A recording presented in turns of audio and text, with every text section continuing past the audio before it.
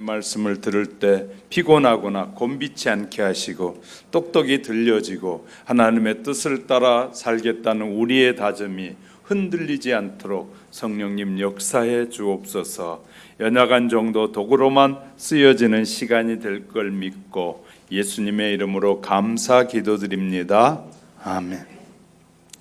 예수님을 믿고 하나님의 자녀가 된 성도 여러분, 영적 전쟁을 위해서 늘 준비하며 살아가는 우리 모두가 될 수 있기를 주님의 이름으로 축복합니다. 모든 사람들은 이제 살기가 좋아져서 남자나 여자나 다 오래 살고 싶어 합니다.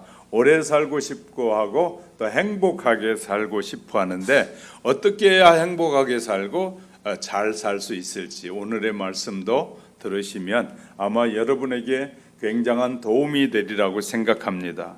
최근에 세계에서 가장 장수한 프랑스의 잔 칼뱅 씨는 122살까지 건강히 살았습니다. 노인학을 연구하는 한국의 한 학자에게 그분이 이런 말을 했다고 합니다. 나는 100세 이상 살 것입니다 라고 말했다고 합니다. 그가 말한 대로 122세까지 장수하며 건강에 살았습니다.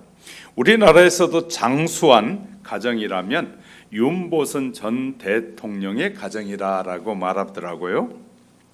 그 가정에서는 서울시장을 지냈던 윤치영 장로님이 계시고 서울대 총장을 했던 이 윤일선 박사가 있습니다.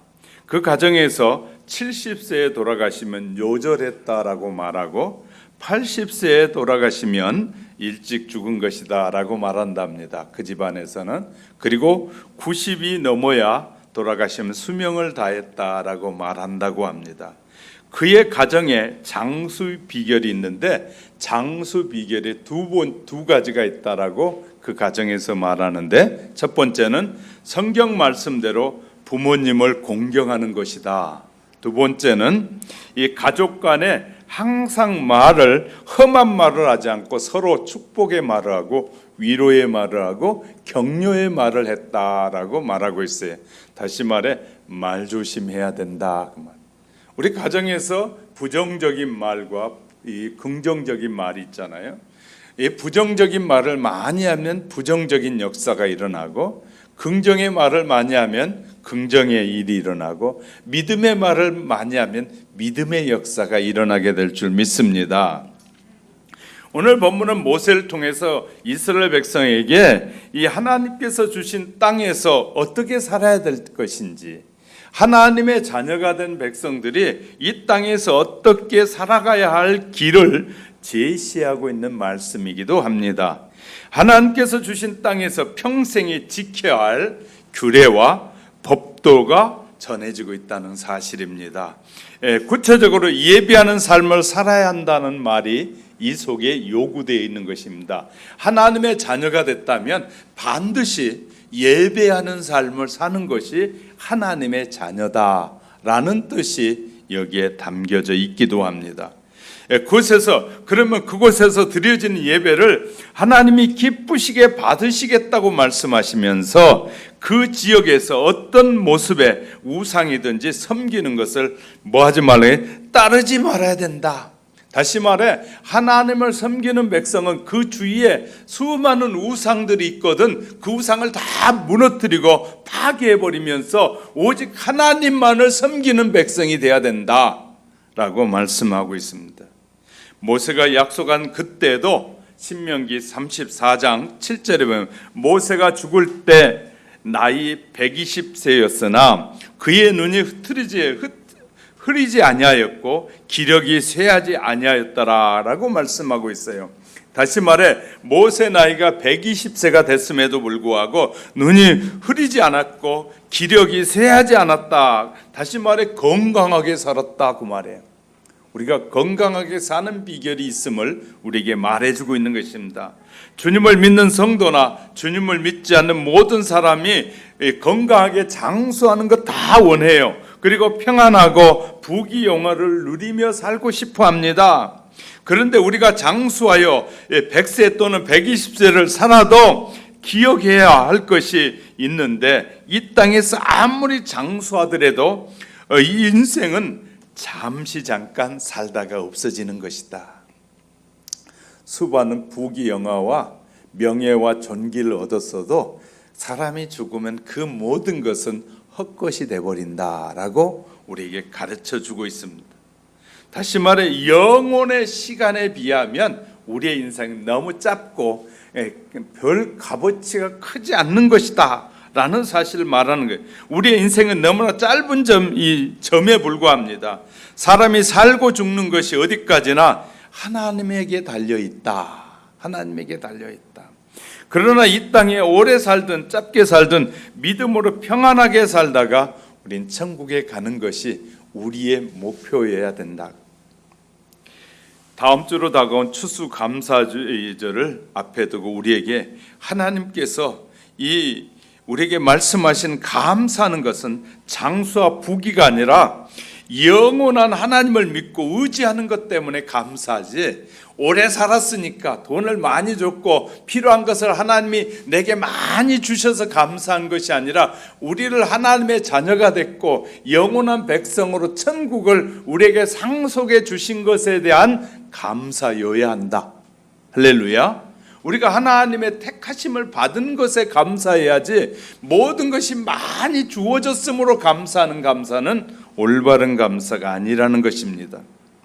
우리의 인생은 짧지만 이 하늘나라의 영원하고 이 풍성함을 믿고 있기 때문에 우리가 당하는 갖가지 시련에도 주님의 평안을 맛볼 수 있기 때문입니다. 우리가 내일을 전혀 모르더라도 영생을 바라보고 살고 있기 때문인 것이, 우리의 인생은 그래서 성경은 안개와 같다. 잠시 끼었다가 사라지는 것 같이 안개와 같은 인생이다.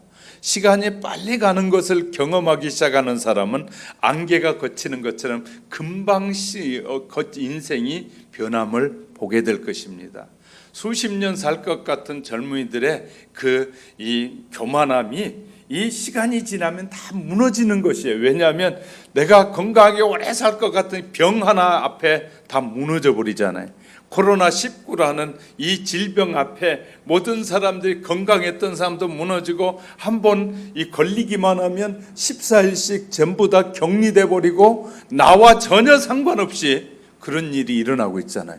그런 걸 보면서 내 마음대로 사는 것이 아니구나, 이걸 우리는 경험하게 될 것입니다. 우리가 연약한 인생의 한계를 알아야 구원과 천국에 대한, 영원한 천국에 대한 소망이 더 커지는 것이, 우리 자신의 한계를 자꾸 잃어버리니까 내가 영원히 살 것 같아서 교만하고 함부로 살고 함부로 행하고 이 위아래도 없이 막 사는데, 그런 것은 매우 어리석은 것이에요. 왜냐하면 금방 지나가 버리기 때문에. 젊은이들이 힘 있다고 남에게 막 함부로 하지만 20년 30년만 지나면 자기도 힘이 없는 그 꼴을 그대로 당하게 되는 거예요. 그렇기 때문에 우리는 그때 나는 내가 행했던 것보다 더 추한 모습을 당할 수 있기 때문에. 왜냐하면 성경은 뭐든지 심는 대로 거둔다고 하기 때문에. 우리가 젊었을 때 함부로 막 심어버리면 결국 함부로 자기가 당하는 인생을 사는 거예요. 그렇기 때문에 우리가 정말 어떻게 사는 것이냐가 너무너무 중요한데, 사람들은 이 버는 데와 이런 것에만 관심이 있지 어떻게 살아야 되는 데에 대한 것에 관심이 없는 사람들이 얼마나 많이 있는지. 모든 것을 갖고만 있으면, 자기가 얻기만 되면 자기의 마음대로 살 수 있다라고 착각하는 사람들이 너무나 많습니다. 자, 이 세상의 장수하는 것보다 하루라도 빨리 주님을 만나서 근심과 걱정과 슬픔과 질병과 죽음이 없는 세상에 떠나서 주님과 천사들과 함께 영생 복락하는 것이 얼마나 귀한 약속입니까? 우리에게 이런 약속을 하나님은 축복해 주신다고 말해요. 오늘은 부름을 받고 하나님의 자녀로 살아가는 성도들이 어떻게 예배하고 교제하면서 사는 것을 하나님이 원하시는지를 다시 한번 되새기는 귀한 시간이 될 수 있기를 주님의 이름으로 축복합니다. 첫째는 하나님은 예배하는 자에게 평안을 주시는 분이시다. 예배하는 자. 하나님께서 천지 만물을 창조하실 때부터 역사의 종말까지 모든 것은 질서정연하게 순서대로 창조하시고 순서대로 이끌시고 계십니다. 우리 하나님의 질서 가운데서 하루를 살아가야 한다는 말입니다. 첫째 날에 하나님 첫째 빛을 지으셨고, 둘째 날엔 궁창을 지으셨습니다. 셋째 날에는 물과 이 식물들을 지으셨고, 넷째 날에 해와 달과 별을 지으셨어요. 다섯째 날에는 새와 물고기를 지으셨습니다. 여섯째 날엔 짐승과 사람을 지으셨어요. 그리고 일곱째 날은 여호와 하나님께서 안식하셨다. 그러면 하나님의 형상대로 지음을 받은 사람도 질서를 따라 안식을 하며 지키는 것으로 살아야 된다 말이에요. 하나님도 엿새 동안 창조하시면서 일회째 날 쉬시면서 우리에게 똑같이 엿새 동안 열심히 일하고 일회째 쉬면서 그 쉬면서 해야 될 일이 뭐냐면 하나님을 예배하는 삶을 살아야 된다라고 말씀하시는 거예요. 사람이 주의를 지켜야 안식을 누릴 수 있고 평안을 누릴 수 있다는 말입니다. 몸이 피곤하고 아픈 데가 있죠. 어떤 성도는 몸이 아파서 날마다 병원에 다니는 분도 있고, 몸이 아프지 않고 건강하게 평안히 사는 비결을 말하라면 안식일, 다시 말해 주의를 잘 지켜야 된다는 말입니다. 주의를 잘 지키는 것이 건강하게 사는 비결이라고 말합니다. 주일은 우리의 영혼이 이 생명의 양식을 얻고 육신이 쉬는 날입니다. 하나님께서 성도의 건강을 위하여 주일을 주시면서 쉬면서 하나님 앞에 예배하라고 말씀하십니다. 근데 우리가 잘못 이해한 사람들이 많이 있어요. 예배하는 것도 일이라고 생각하는 사람들이 얼마나 많아. 그래서 빨리 예배도 마치고 쉬는 것이 그것이 쉼이라고 생각하는 사람들은 영적인 힘을 얻기가 어렵습니다. 예배는 하루 종일 드려도 예배를 통해서 하나님 앞에 우리에게 새 힘을 공급하시는 날에 할렐루야. 우리가 인생을 살아갈 수 있는, 세상을 험악한 세상의 승리자로 살아갈 수 있는 힘이 공급되는 날이 주일이기 때문에. 근데 우리는 예배를 소홀히 하려고 할 때가 얼마나 많습니까? 하나님은 예배를 통해서 예배하는 자에게 힘을 주고 예배하는 자에게 평안을 주고 예배하는 자에게 능력을 주시겠다고 하는데, 예배를 쉽게 여기고 빠지고 예배 안 드리는 걸 우습게 여기는 사람들이 얼마나 많이 있습니까? 이것이 실은 우리를 마귀가 병들게 하는 길이에요. 예배를 방해하고 예배를 드릴 수 없도록 우리를 유혹하는 것들은 이 마귀가 하나님의 자녀들이 이 영원한 축복을 누리지 못하도록 유혹하는 것이라는 사실을 잊지 마셔야 합니다. 그래서 꼭 주일일 되기 전에 금요일이든 토요일날 문제가 생기게 해가지고 주일날은 기분 나빠서 예배 안 드려버리는, 그러니까 자기 기분 때문에 내가 섬기는 하나님을 무시해버리는 그런 짓을 하면 마귀가 유혹하고 있는 것이, 내가 누릴 축복을 못 받도록 마귀는 늘 그 짓을 하고 있는데 우리가 그것을 깨닫지 못할 때가 얼마나 많습니까? 본문의 말씀은 이스라엘 백성들이 하나님께서는 복을 받기 원하신다. 하나님은 그의 백성들이 복을 받기 원하신다. 하나님은 하나님을 섬기고 예배하는 자가 복을 받기 원하신다는, 복을 받기 원하신다. 그런데 이 복을 가로막는데 복을 받는 길이 뭐냐? 1절에서 내 조상의 하나님 여호와께서 내게 주셔서 차지하게 하신 땅에서 너희가 평생 지켜 행할 규례와 법도가 이러하니라. 우리가 하나님이 택한 자녀들은 평생 동안 지키고 행해야 될 법도를 우리에게 말씀하셨다. 누구를 통해서? 모세를 통해서 우리에게 말씀해 주고 있어요. 자, 이 말씀에서 하나님의 백성이 평생 지키고 행해야 하며 살아가야 할 규례를 크게 세 가지로 살펴볼 수 있는데, 첫 번째는 각종 우상을 버리라. 각종 우상을 버리라. 2절 3절에서 너희가 쫓아낸 민족들이 그들의 신들을 섬기는 곳은 높은 산이든지 작은 산이든지 푸른 나무 아래든지 막론하고 그 모든 것을 너희가 마땅히 파멸하고 박살내버리고 그 제단을 헐어버리고 그 조상을 깨트려버리고 아레사상을 아세라상은 불살라버리고 그 조각한 신상들을 찍어서 그 이름이 그곳에 없어져 버리게 하라. 우상은 사람들이 만든 다양한 모양의 것이에요. 하나님은 사람이 만든 다양한 이 모양의 것을 싫어하신다고 말해요. 그래서 늘 말씀드리잖아요. 가톨릭은 우상을 섬기는 사람 들어가면 가장 먼저 가톨릭 교회에 들어가면 입구에 상을 만들어 놓고 그 상에 기도해. 그 우상을 숭배하는 자들이. 영적으로 분별력이 없으면 목사님 무슨 말입니까? 그들도 예수 믿는다고 입으로 고백한다고 다 천국 가는 거 아니라니까요. 마음이 없는 입으로 고백은 헛된 고백이 되는 거예요. 우리가 그런 마음이 없이 예배 드리는데 왜 하나님이 나는 마음으로 드렸는데 왜 축복해 주지 않습니까? 마음으로 드리지 않았기 때문에.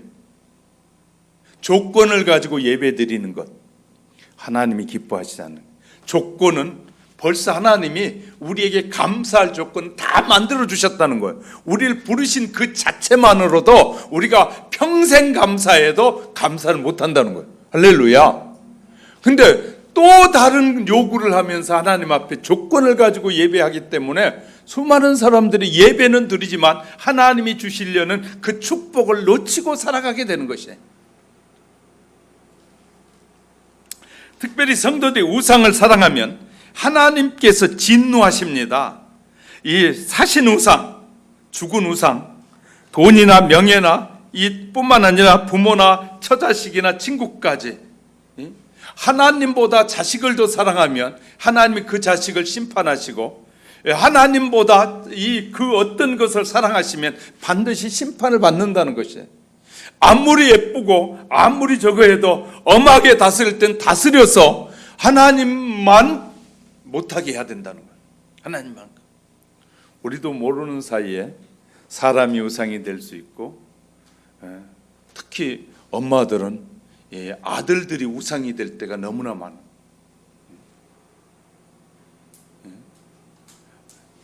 그러니까 아들이 나를 책임져 주리라는 생각 때문에 그런지 모르지만 그 아들은 나를 책임져 주시는 아들이 아니라 우리에 있는 모든 것을 가져가는 것이 아들이고. 그래 우리나라 법도 죽으면 당연히 자식들에게 돌아가 버리잖아. 법이 그래요. 그러니까 그렇게 세상은 그렇게 만들어져 가고 있어요. 자, 우상이 하나님보다 더 사랑하는 것이 있다면 우상이에요. 이런 우상을 다 버리라는 것이에요. 버리라는 거예요. 두 번째, 하나님께 가까이 나오라는 거예요. 본문 5절에 보세요. 오직 너희 하나님 여호와께서 자기의 이름을 두시려고 너희 모든 지파 중에서 택하신 곳인 그 계실 곳으로 찾아오라. 그 말은 이 성전은 하나님께서 부르시고 택하신 곳이라는 증거입니다. 하나님께서 이곳에서 예배를 받으시겠다. 하나님께서 핏값으로 세운 교회를 통해서 오늘날 우리를 이끌어가고 계시고, 교회에 와서 예배 드리지 않으면 지금 뭐 할까요? 여러분이 택한 이곳에 오지 않고 예배 드리라고 하면 여러분이 할 일이 무슨 일을 할까요? 예배할까요? 대부분의 예배 안 드릴 겁니다. 예배 방송을 통해 예배 드린다는 사람들 다 그냥 편한 자세로 다 포기해버리고 설교 그래 잘했다. 자기가 하나님이 내어 있는 사람들. 저 설교는 내 마음에 들어 아주 잘했어. 저 설교는 틀렸어. 지가 하나님이 되어 있는. 이건 착각하지 말아야 돼요. 주의 종들의 설교를 함부로 판단하면 자기가 하나님이에요. 판단은 이렇게 해야 돼. 말씀이 그러한가 그렇지 않는가를 봐야 돼. 근데 수많은 이 성도들이 이 목사님 설교는 뭐 대단하고 이 목사님 설교 우습게 하나님의 말씀이 선포되어지는데 자기가 멋대로 판단하고 사는 사람이 많아요. 하나님의 말씀을 들었는데 의구심이 되면 그 본문을 펴서 그 말씀이 어디에 근거를 하고 하시는 말씀인지를 판단하고 옳고 그름을 말할 수 있어야지, 내가 온 성경을 다 아는 것처럼 모든 지식을 다 소유한 것처럼 목사님 틀려서 못 사고 하고 이렇게 판단하는 거 얼마나 위험한 짓을 하고 있는 줄 아십니까? 그래서 우리 교회는 그런 일이 없지만 큰 교회는 목사님 설교 끝나면 목사님 설교를 판단하는 글이 막 올라온다는 거예요. 지가 하나님이 돼 있어요. 저는 얼마나 그것이 어리석은지를 모르는 사람들이 하는 말입니다. 자, 하나님께 나가야 된다. 그래서 성도는 하나님께서 계신 곳으로 찾아간다는 말입니다. 이 말씀은 하나님께서 준비하시고 택하여 계시는 그 성전으로 예배당으로 나오라는 말입니다. 하나님은 어디나 계시고 계시지 않는 곳이 없습니다. 그러나 예배당은 하나님께서 특별히 임재하시는 곳이다. 아멘을 안 하시는 거 보니까 뭐 교회당도 쬐끄맣고 뭐 상가 얻어가지고 무슨 그 임재하시는 곳입니까? 그런 생각을 하시는 것 같은데 우리는 잘 하셔야 돼요. 우리가 주님의 이름으로 모여서 우리가 이곳에 터전을 삼아 이곳에서 하나님 앞에 예배하겠습니다라고 고백하는 순간에 하나님이 이곳에 예배 때마다 임하시는 거예요. 할렐루야. 그 예배당이 뭔지에 대한 기본이 우리가 중요한 것입니다. 우리가 하나님 앞에 이곳에 빌려서 이곳에서 예배하겠습니다. 주님, 우리가 드린 예배를 받으시옵소서 하고 하나님 앞에 드리는 순간 그곳이 하나님의 임재 현장. 그러니까 우리가 바르게 잘 배우는 것이 너무 중요한 것입니다. 그래서 예배당에 나와요. 예배당은 하나님께서 특별히 임재하시는 곳이에요.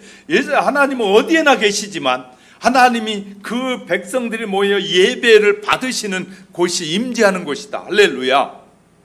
세 번째, 예물을 드리라는 것이 본문 6절에 너희는 그리로 가져다가 드리고, 구약에서 예배를 드리는 것은 본문의 말씀대로 번제와 제물과 11조와 거제와 서원제와 낙헌예물과 소나 양의 첨난 것 등을 드렸잖아요.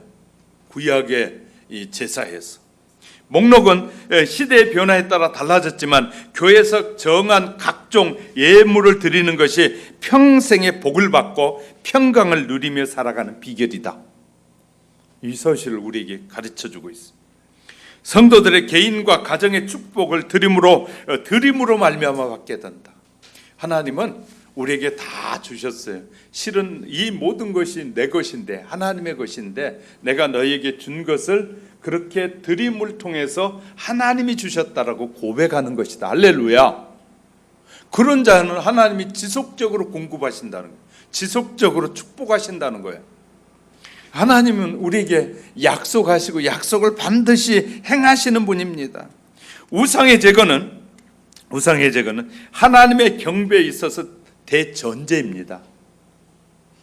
우리 우상이 하나님과 함께 숭배의 대상이 될 수 없기 때문인 것이, 이것은 창조주 하나님을 우상과 동등하게 여기는 그 처사로서 하나님께, 여호와 하나님께 대한 불용이요, 이 하나님을 멸시하고 모욕하는 행위다. 우상을 함께 섬기는 것은. 또 우상이 제거되지 않을 경우 많은 백성이 우상의 숭배에 빠질 수 있습니다. 그렇게 되면 민족 분열의 위험이 뒤따를 것이고, 이 명령 속에서 철저한 유일신 사상과 선민 사상이 들어있어요. 유일신 사상, 하나님 외에 신이 없다는 사상과 선민 사상, 택한 백성은 하나님이 반드시 축복하시고 끝까지 지키시고 보호하신다는 사상이 들어있는 것입니다. 자, 이렇게요, 철저하게 하나님이 이렇게 우리를 축복하고 계신다는, 이스라엘 민족의 이 두 가지를 빼놓으면 남는 것이 아무것도 없습니다. 오직 여호와 하나님만이, 그리고 오직 하나님이 택하신 백성으로만 존재해야 했던 것입니다. 그러기 위해서 우상을 철저하게 타파하고 제거해야만 될 것입니다. 이스라엘 민족들이 하나님을 경배하기 위해서 우상을 타파해야 했듯이 오늘날 우리도 역시 마찬가지입니다. 그러나 여기에서 생각할 것은 우상에 대한 개념, 우상이 무엇이 우상이냐라는 개념이 좀 필요할 것 같은데요. 다만 형상을 가진 것만이 우상이 아니라는 것입니다. 우리는 우상에 대한 개념은 형상으로 보여진 것만이 우상이 아니다. 형상이 없는 추상적인 것도 너무 많은 우상이 있다. 뭘까요? 권력, 명예, 쾌락 등은 보이지 않는 우상이에요. 그것을 따라 살잖아요. 그것을 따라. 이런 등이 현대 우상으로 각광을 받고 있는 것이 사실입니다. 이러한 우상들을 마음속에서 자리 잡고 있습니다. 이 마음속의 우상은 오직 성령으로 거듭날 때만 가능한 것입니다. 우리 마음에 들어와 있는 우상은 성령이 거듭날 때 성령님께서 그걸 이기게 해주시지 않으면 불가능한 일이에요. 할렐루야. 그래서 늘 우리는 성령의 충만함을 자꾸 추구해야만이 수많은 이 추상적인 우상에서 우리가 자유할 수 있게 된다. 할렐루야. 수많은 추상적인 우상에서 우리가 자유하려면 늘 성령의 충만함을 앞세우고 기도하셔야 돼요. 그래야만이 추상적인 우상에서부터 우리가 참 자유함과 평안을 누릴 수 있다. 성령 충만하면 내가 누구에게나 베풀고 섬길 수 있는데, 성령 충만하지 않으면 아까워지는 거예요. 누군가에게 주려고 하는데 아깝다라는 생각이 드는 것은 이 성령이 충만한 인간적인 생각 때문에. 근데 내가 이렇게 주면 하나님이 더 주신다라는 마음을 가지면 주는 것이 즐거울까요? 안 좋을까요? 그러니까 우리가 남에게 베풀고 섬기면서 드리면서 기쁜 마음으로 드리느냐 기쁨이 없느냐에 따라 달라질 수 있다는 거예요. 우리가 헌금을 하나님 앞에 드리되 기쁜 마음으로 드려야 되는데 꼭 이거 내야 돼, 이거 아니면 안 돼, 성경에서 뭘 말해, 요새 현대인들은 별소리를 다 해. 그러면서 왜 하나님이 꼭 이렇게 내라고 해. 하나님이 정말 계시면, 사랑의 하나님은 왜 자꾸 우리의 주머니만 털어가, 별소리를 다 한다는 거예요. 우리는요, 하나님이 그 어떤 원리를 가지고 우리를 축복하시는지를 잘 모르기 때문에 하는 말이에요. 하나님은 즐겨내는 자를 하나님 축복하신다. 왜? 하나님 그것을 알기 때문에, 우리를 다 아시기 때문에 그렇다는 거예요. 자, 이렇게 인간의 노력으로 불가능하기에 하나님을 의지하는 그런 믿음으로 늘 예배드림, 예배도 믿음으로 늘 드려지기를 주님의 이름으로 축복합니다. 두 번째는 인생의 평안하게 유지하는 방법의 비결은 뭐냐면, 본문 10절에 보니까 너희가 요단을 건너 너희 하나님 여호와께서 너희에게 기업으로 주신 땅에 거주하게 될 때, 또는 여호와께서 너희로 너희 주위의 모든 대적을 이기게 하시고 너희에게 안식을 주사 너희로 평안히 거주하게 하실 때, 그때 뭐 하라는 거예요? 너희가 그렇게 됐을 때 우상을 버리고 이 생전에 나와서 주님의 일과 절기를 잘 지키라는 거예요. 예물을 드리면서 하나님 앞에 예물을 드리면 하나님이 축복하시겠다는 거예요. 하나님의 축복 가운데 이 최고의 축복이 바로 평안의 복이다. 무슨 일을 하든지 평안해. 걱정이 없고 근심이 없어요. 그것이 중요한 것이. 늘 불편해 보세요. 잠자는데도 얼마나 큰 장애가 있는지. 불안해 보세요. 잠이 오는지. 어린 아이들은 천둥 번개 맞춰도 불안해가지고 잠을 못 자고 막 끙끙거리잖아요. 그러니까 평안한 잠을 자면 천둥 번개가 쳐도 잠이 서로 올 수 있는 그 평안함이 얼마나 중요한 평안임인지 몰라요. 요새 늘 광고에 나오는 거 잘 아시잖아요. 60이 넘으면 자꾸 잠을 자다 깬다고. 근데 요새 또 좋은 약이 나왔다고 그러더라고요. 그것만 먹으면 6시간은 푹 잔다고. 그것이 너무 좋다고. 그 약보다 더 좋은 약이 있는데 구약과 신약이. 아멘은 안 오시네요. 세상이 만든 이 약보다 진짜 좋은 약은 구약과 신약. 이 약을 먹기만 하면 아무리 천둥 번개가 쳐도 12시간도 푹 주무실 수 있어요. 12시간 자면 안 되니까 아멘 안 하시고. 그렇죠. 하여튼 우리가 정말 이 비결이 있다고 말이죠. 인생을 평안하게 살아가는 비결이 있음을 우리에게 말씀해 주고 있는 것이거든요. 자, 하나님의 축복 가운데 최고의 축복이 평안의 축복이다. 여기에 성도가 평안히 살 수 있게 한다는 말씀이 있습니다. 성도들이 평안하게 살아갈 수 있는 비결이 있다는 말씀을 명심하면서 11절 보세요. 너희는 너희 하나님 여호와께서 자기 이름을 두시려고 택하실 그곳으로 내가 명령하는 것을 가지고 갈지니 곧 너희 저 번제와 너희 희생과 너희 11조와 너희 손의 거제와 너희가 여호와께서 원하시는 모든 아름다운 소원물을 가지고 가서, 이 말씀으로 다시 말해 성도들이 해야 될 본분이 무엇인가를, 하나님의 자녀들이 해야 될 일이 무엇인가를 우리에게 말씀해 주고 있습니다. 하나님께서 택하여 예배할 거룩한 장소는 어디냐? 그럼 우리가 예배할 장소가 어떤 곳이냐? 구약 시대는 하나님께서 특별히 선택하신 거룩한 장소는 가나안 땅이기도 했고 또 이 성막이었고 성소였습니다. 여호와의 궤가 있는 지성소였습니다. 또 여호와의 궤가 놓여 있는 장소와 도피성 그리고 예루살렘이 하나님 앞에 예배할 처소였어요. 그곳에서 예배하라는 것이었어요. 하나님이 이러한 장소를 선택하여 그곳에 하나님의 이름을 두셨었고 이 하나님의 영광을 눈에 보이게 나타내 보이셨어요. 구약에서는 하나님의 임재의 상징으로 구름 기둥과 불 기둥이 있음을 통해서 하나님 이곳에 임재에 계시다는 사실을 보여주었다고 말해요. 그리고 제한적으로 예배의 처소를 만들어 놓으시고 제한적인 곳에서만 하나님의 이름을 부르고 찾게 하셨다고 말해요. 이곳에서 이 하나님께서 이스라엘 백성에게 개인적으로 명령을 내리시고 기도를 응답해 주셨고 제사장들이 이 제사를 드릴 때 받아주셨고 한 예로 이스라엘 백성들이 이 경우에 1년에 서너 번씩은 그 절기에 반드시 성전에 올라와야 되는 그 절기에는 반드시 하나님 앞에 그의 얼굴을 보이도록 하셨다. 근데 신약시대에서는 거룩한 장소는 예루살렘 성전이었으나 구약에서는 신약에서는 이제 박해 이후에 각 지방의 교회당으로 예배의 처소가 확대돼 가는 걸 보게 됩니다. 이제 한 곳에 다 모일 수 없으니까 흩어지기 시작했단 말이에요. 그래서 예배하는 장소, 거룩한 장소에 대한 개념이 확대되었는데 마태복음 18장 20절을 보니까 두세 사람이 내 이름으로 모인 곳에 나도 그 중에 있느니라. 특별한 장소가 문제가 아니라 주님의 이름으로 모인 곳이면 어디나 주님께서 함께 하시겠다라는 말입니다. 그러면 주님께서 계시는 곳은 어디나 거룩한 장소가 됩니다. 요한복음 4장 21절 23절에 이 산에서도 말고 예루살렘에서 말고 아버지께 참으로 예배하는 자들이 신령과 진정으로 예배할 때가 오나니 곧 이때라. 아버지께서 이렇게 거기에서 자기에게 예배하는 자들을 그곳에서 예배하는 자들을 찾느니라. 지금은 온 세상 모든 곳이 예루살렘이며 모든 가정이 성전이 될 수 있고 더 나아가서 성령을 받은 모든 성도 개개인이 곧 성전이기도 합니다.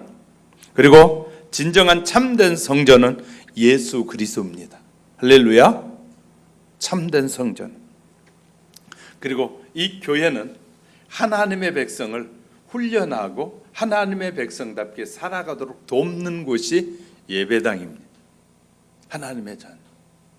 이곳에서 어떻게 예배하는 걸 배우게 되고 이곳에서 기도하는 걸 배우고 기도하는 걸 배워서 여러분의 가정에서 기도하고 여러분이 주님의 이름으로 두세 사람이 모여서 주님의 이름으로 모여서 예배할 때 하나님이 그 기도를 받으시고 그 예배를 받으시겠다는 할렐루야. 그러니까 교회를 통해서 하나님께서는 그의 백성들을 흩어져서도 하나님을 섬기고 살아가는 방법을 교육하는 것이 교회예요. 그래서 교회가 중요한 것입니다. 이곳에서 여러분이 잘 훈련 받으셔서 여러분이 부부가 둘이 그냥 개인적으로 기도하는 것보다 떨어져서 기도도 해야 되지만 서로 손을 마주 잡고 하나님이 우리의 가정을 도와주시고 우리의 가정이 행복하고 싸움이 없고 건강하고 서로 이해하고 용서하고 불쌍히 여기는 그런 부부가 되게 해달라고 손을 잡고 하나님 앞에 기도하는 것을 하나님이 기뻐하시는 거예요. 할렐루야. 그런 간구를 들으시고 응답해 주셔서 옆에 사람들이 유혹하고 해도 그 둘이가 신뢰 관계가 회복되어지면 누가 뭐라고 해도 그 신뢰 관계는 끈이 이어져 가게 하시는 거예요. 할렐루야. 모든 사람들이 신뢰 관계가 해치게 될 때 신뢰가 할 수 없는 관계가 될 때 이혼하게 되고 문제가 생기게 되는 거예요. 그러니까 우리는 그런 신뢰 관계가 유지대로 우리의 힘으로 안 되니까 하나님 도와주세요. 하나님 성령으로 역사해 달라고 우리가 맡기고 의지하게 될 때 하나님께서 우리에게 지혜를 주셔서 뭐하게? 그런 삶을 살도록 축복하시는 거예요. 할렐루야. 너무 중요한 일이에요. 이 사람이 살아가는 현장에 무슨 일이든지 순서가 있는 것이거든요. 순서가 있고 질서대로 살아가면 불협화음이나 시끄럽지 않습니다. 무슨 일이든지 조화가 잘 이루어지고 그러면 성장하고 발전하게 됩니다. 하나님이 다스리는 세계도 마찬가지입니다. 인간이 사는 세상도 그렇습니다. 논에 심은 벼나 이 언덕에 자란 나무를 보십시오. 씨를 심으면 싹이 나오고 그 다음에 꽃이 피더니 마침내 열매를, 이런 순서가 바뀌어서 갑자기 이 나무를 심어놨더니 벼를 심었더니 열매만, 잎사귀가 없이 열매만 덜렁 맺히고 그렇지 않습니다. 모든 것은 순서에 의해서 그렇게 되어진다고 말이죠. 그러니까 우리는 질서가 너무너무 중요하다는 것이. 그러나 오늘날 사탄 마귀는 우리의 가정의 질서를 무너뜨리게 되고 우리의 사회의 질서를 무너뜨려서 질서를 무너뜨리는 것이 문화라는 그 표현을 통해서 사람들에게 들어오잖아요. 어떤 사람들은 남의 집벼락을 잘 이렇게 이 페인트를 칠해가지고 깨끗하게 해놓으니까 와가지고 실컷 낙서를 해버리고 나서 자기 문화래, 이것이 자기의 뭐 천재적인 이 문화적 표현에 왜 남의 집에 폐를 끼치면서 자기가 문화라고 말하냐. 얼마나 웃기는 사람들인지 몰라요. 그 집 벽에 깨끗하게 칠해놓은 벽에 그림을 그리고 싶은 그 주인에게 양해를 얻어가지고 그리면 얼마나 좋아요. 온통 페인트 칠해놓고 가가 자기가 뭐 예술적 감각으로 해놨다는 거예요. 얼마나 웃기는지 몰라요. 여러분, 이 제주에 가보신 분들은 알 것입니다. 제주에 가면 성박물관이 있어요. 남성, 여성 성박물관에 모든 별 표현을 다 해놓고 보라는 것이에요. 그거 보고 와가지고 못된 짓을 하는 사람이 많을까요? 그걸 보고 와가지고 바르게 할까요? 성박물관에 해놓은 못된 짓을 다 보고 와서 사람들은 못된 것에 늘 앞서가게, 그거 보고 오잖아요. 그 짓들을 하고 산다는 거예요. 몰랐으면 괜찮은데 알고 나서는 그 짓을 하고 다니는 거예요. 그러니까 우리는요, 좋은 것 나쁜 것은 결과적으로 어떻게 쓰였느냐에 따라 좋고 나쁨의 결과가 나타납니다. 돈이 좋은 것일까요? 나쁜 것일까요? 좋은 것도 아니고 나쁜 것도 아니에요. 나쁜 마음을 가지고 돈을 쓰면 그 돈은 나쁜 돈이 되는 거예요. 좋은 마음을 가지고 그 돈을 쓰면 좋은 돈이 되는 것이에요. 우리에게 하나님이 주신 양심은 좋은 쪽에 쓰도록 하는데 마귀는 우리의 양심을 마비시켜가지고 우리의 양심이 나쁜 쪽으로 쓰게 만드는 것이에요. 그래서 우리를 타락시키는 것이에요. 그래서 사람이 양심이 없어져 버리는 거예요. 그래서 교육은 네가 최고다 하면서 질서를 완전히 무너뜨려 버리잖아요. 가정에서 힘이 센 사람이 그 가정을 지 멋대로 이끌어가는. 그래서 요새 젊은이들 가정에 지가 어른이 필요 없어요. 힘 있는 놈이 어른이. 그런 가정이 되면 안 되죠. 질서가 무너지고 있는 것이. 그럼 시간이 지나면 노인 안 되나? 된단 말이에요. 그러니까 우린 잘 아셔야 돼요. 이 하나님은 질서의 하나님이지. 가정의 질서가 무너지면 사회의 질서가 무너지고 결국 이 사회는 누군가의 통제를 받을 수밖에 없는 사회가 되는 거예요. 우리는 자유롭게 살 수 있는데 자유를 누가 망각하냐면 우리가 스스로 망각하는 거예요. 왜? 내가 함부로 내게 주어진 자유를 함부로 사용함으로 질서를 무너뜨리고 사회를 무너뜨리면 그 사회는 우리에게 뭐하냐? 옥죄는 틀을 만들기 시작하는 거예요. 그래서 우리의 모든 사람들을 틀 속에 가두기 시작하는 거예요. 왜 교도소가 생겼습니까? 교도소가 생긴 것은 그들이 포악해져 버렸기 때문에 더 이상 사회에다 놔두면 그 포악한 영향력이 수많은 사람들이 미칠 것 같으니까 그런 사람들 법으로 옥을 쬐어가지고 감옥에 집어넣어 버리잖아요. 그래 놓고 나오지 못하게 틀을 만들어 놓잖아요. 그러니까 그곳에 들어가는 많은 사람들은 이 자기 양심을 다스리지 못하고 선한 양심을 써야 되는데 나쁜 양심으로 자기에게 주어진 양심을 쓴으로 말미암아 결국 사람들에게 불리가 되기 시작하는 거예요. 그래서 그 교도소에 들어가게 됩니다.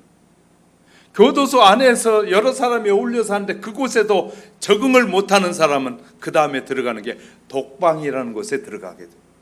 독방에 들어가면 어떻게 됩니까? 그것에는 이 한 평 남짓 한 곳에서 꼼짝 못하고 그냥 혼자만 있어야 되는, 그러니까 사람은 그래서 병이 들기 시작하는, 자연에 이런 이치도 있는데 하나님의 백성들에게 이치는 당연히 있다는 거예요.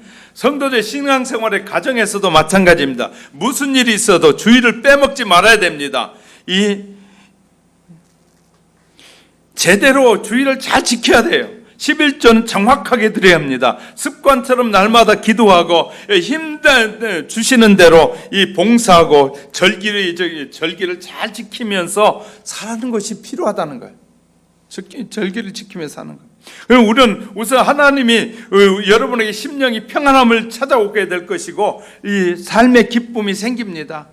뭐든 하던 일이 잘 될 것입니다. 하나님이 돌보시고 은혜가 쏟아지게 될 것입니다. 그래서 우리가 예배를 잘 드리고 받은 주의를 잘 지켜야 하늘의 복을 받을 수 있고 우리의 삶의 복을 받게 되는 것이다. 우리의 가정을 축복된 가정으로 만들기 위해서는 우리 한 사람 한 사람이 건강한 신앙생활을 하게 될 때 하늘의 신령한 복이 우리 모두에게 임한다는 사실을 믿으시기를 주님의 이름으로 축복합니다. 그래서 늘 하루하루가 감사함으로 살아가는 것입니다. 세 번째는 감사 예물은 인생을 행복하게 만드는 것입니다. 하나님을 의지하며 살아가는 것은 모두가 더불어 즐거워하게 하려는 것이라는 것을 우리는 발견하게 되는데, 예배와 헌신을 통해서 서로에게 유익을 나누고 가져다주고 나누고 섬긴 그래서 잔잔한 은혜와 행복을 더해주는 것이 바로 예배다. 감사 예물은 너무너무 중요해요. 자, 여기서 하나님 앞에 절기를 잘 지키고 주의를 잘 지키고 절기를 잘 지키면서 하나님 앞에 바른 예물을 드리면 약속이 있어요. 하나님은 우리에게 말씀하시고 반드시 거기에는 약속이 있는데 가족과 더불어 즐거워하게 된다. 어디에? 7절 보세요. 7절 보세요. 거기 또 너희 하나님 여호와 앞에서 먹고 너희 하나님 여호와께서 너희 손으로 수고함 앞에 복을 주심으로 인하여 너희와 우리와 우리의 가족이 즐거워할 것이다. 자, 우리가 올바른 주의를 지키고 올바른 예배를 통해서 예배를 드리고 절기를 지키면서 하나님께 바르게 살아가면, 하나님만 의지하고 살아가면 하나님께서 나와 우리의 가족에게 복을 주시겠다. 복을 주시겠다. 하나님께서 드리는 예배를 즐거운 마음으로 드려야 하고 즐거운 마음으로 이 예배를 드림으로써 함께 즐거워하게 되고 혼자서가 아니라 가족과 더불어 즐거워하라는 말씀이거든요. 예배는 하나님과 연합하는 것이고 가족과 이웃과 연합하는 것입니다. 예배를 통해서 서로 연합하고 서로 나누고 섬김을 통해서 하나님의 축복을 누리게 되는 것이다. 할렐루야. 마지막 때가 되니까 우리가 지금 예배는 드리는데 예배도 못 드리게 만들게 하고 있고, 그 다음에 우리가 서로 협력하여 섬기고 나눔을 통해서 기뻐하고 즐거워해야 할 일들을 지금 가로막고 있잖아요. 누가 하는 일일까요? 악한 영들이 하는 일들이. 자, 두 번째는 내인과 함께 즐거워하라. 12절에 보세요. 내 성중에 거하는 내인과도 그리할지니 내인은 너희 중에 분깃이나 이 기업이 없음이라. 내인은 세상에서 기업이 없으므로 이들과 함께 즐거워하는 것, 곧 하나님과 함께 즐거워하는 것이라고 말합니다. 다시 말해 하나님을 이렇게 직업이 없이 하나님을 잘 섬기는 사람들과 함께 하라. 그 말은요,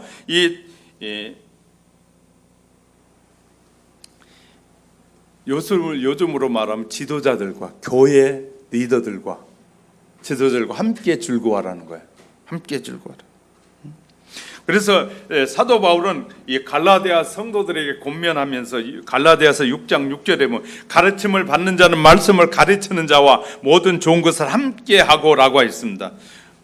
이렇게 예배를 위해서 하나님이 준비한 사람들과 온 가족들과 모두가 다 함께 즐겁게 예배하는 절기여야 된다. 할렐루야.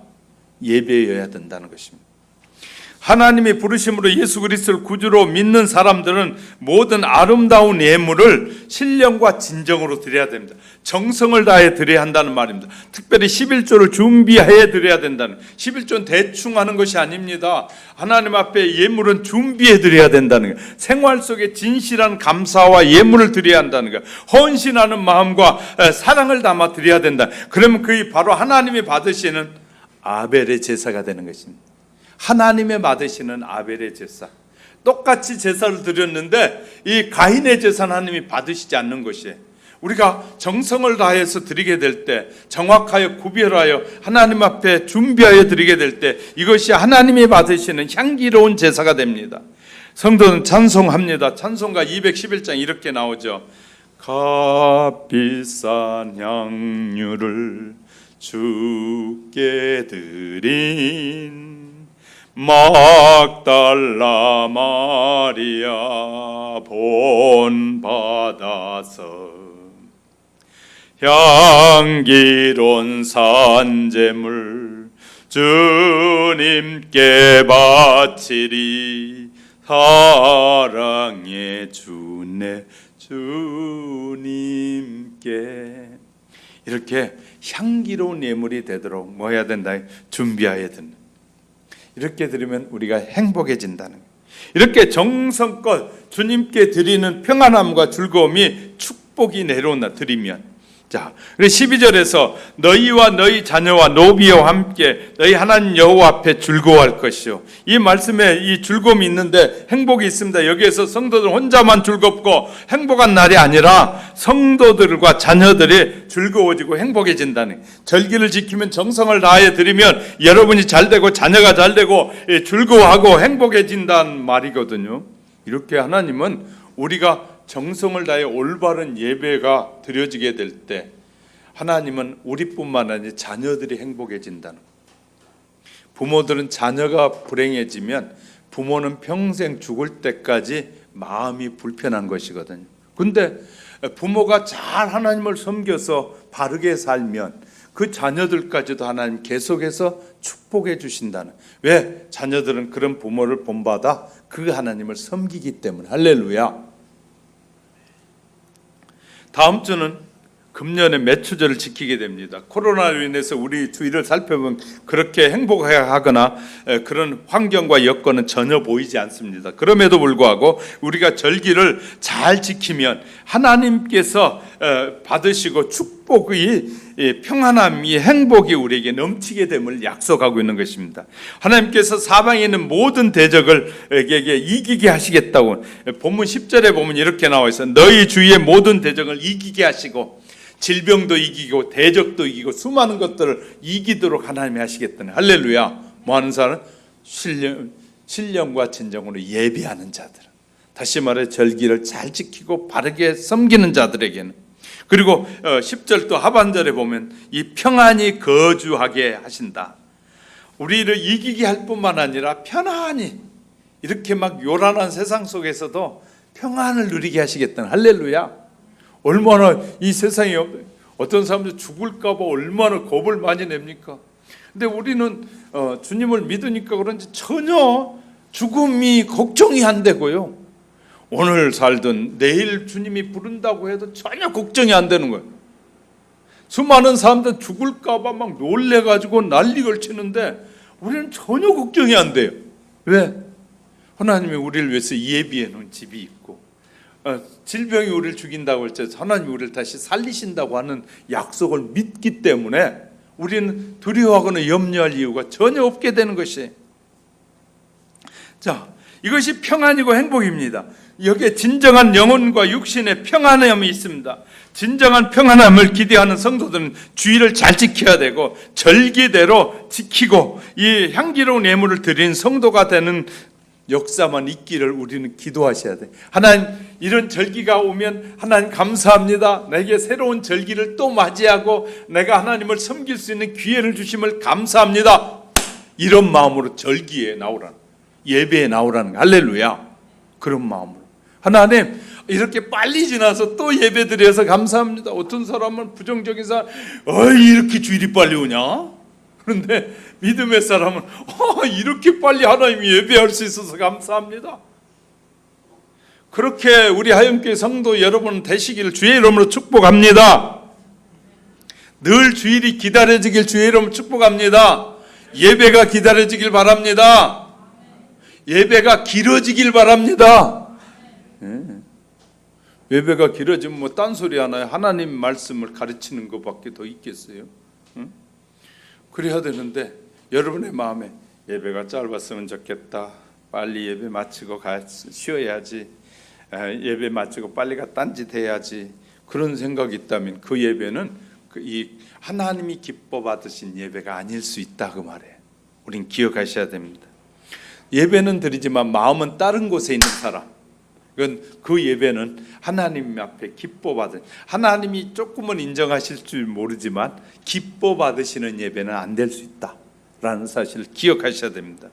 하나님의 약속을 믿는 자녀들에게 신실한 은혜가 변함없이 임한다는 사실을 믿고 늘 순종하면서 승리하며 살아가는 우리 모두가 될 수 있기를 주님의 이름으로 축복합니다. 이제 말씀을 정리합니다. 사랑하는 성도 여러분, 성도의 인생에 위기가 다가오면 기회로 바꾸는 지혜가 필요합니다. 위기라고 해서 이제 우리는 틀렸어, 이제는 더 이상 살 길이 없어, 그거 아니라 하나님 위기가 왔는데 이 위기가 기회가 되도록 성령님 역사해 달라고 기도하는 능력이 있어야 돼요. 할렐루야.